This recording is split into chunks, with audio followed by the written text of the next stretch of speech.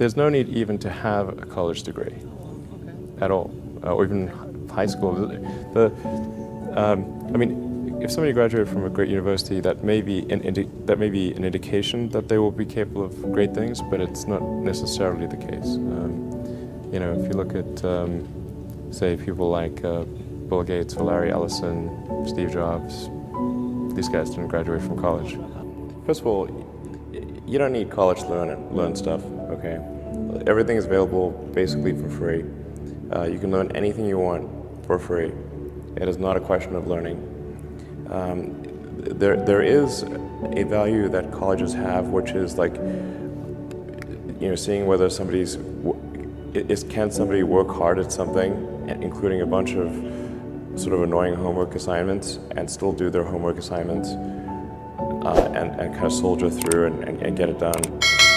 You know, that's like the main value of college. And then also, you know, if you probably want to hang around with a bunch of people your own age for a while instead of going right into the workforce.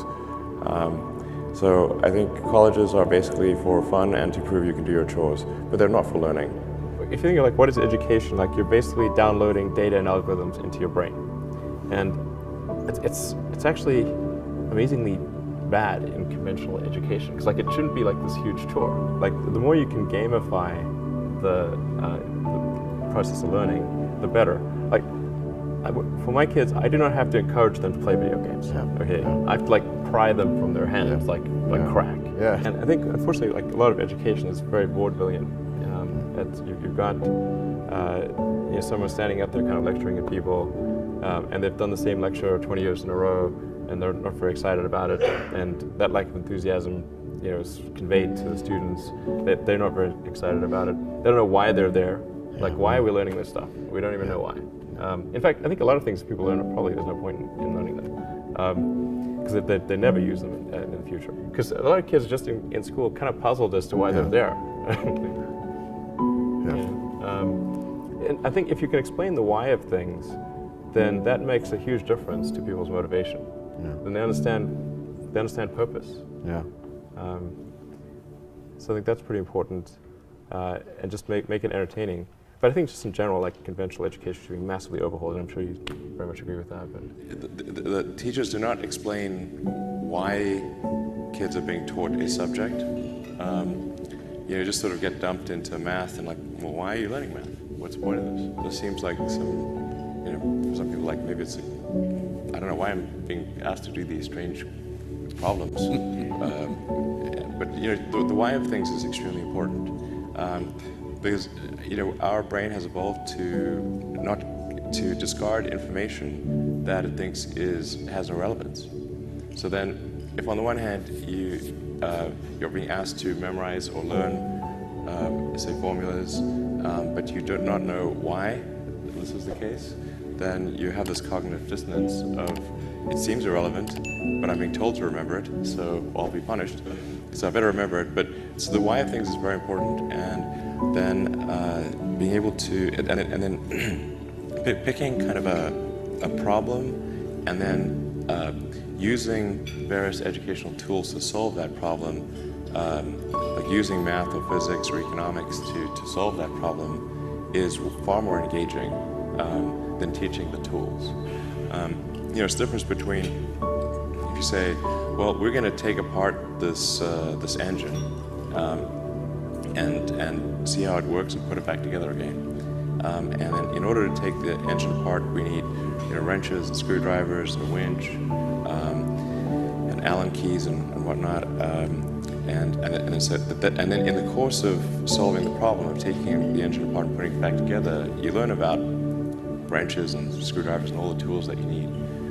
And then now you understand the relevance. This is why wrenches are important. You know, whereas if you had a class on wrenches, why does this not seem that great? You know, so tying it to solving a problem is, I think, very powerful for establishing relevance and getting kids excited about what they're working on, and having the knowledge stick. I think like things like CubeSats, what is a solar panel, how does orbital dynamics work, how do we how do we power this thing? How do batteries work, electronics, control systems, and you need to. Then you're like, oh, we want to make our satellite work. That's why we need to understand all these disciplines.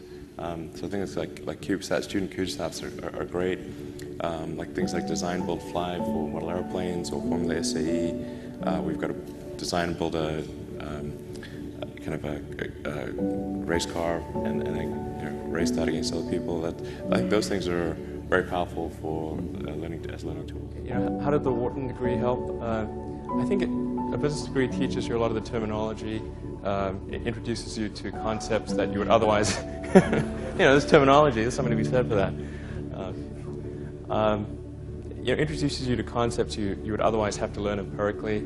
I think you can learn whatever you need to do to start a successful business, either in school or out of school. School, in theory, should help accelerate that process, and I think it oftentimes it does. It can be an efficient learning process, perhaps more efficient than empirically learning lessons. But really, I think there are examples of successful entrepreneurs who never graduated high school, and there are those that have PhDs.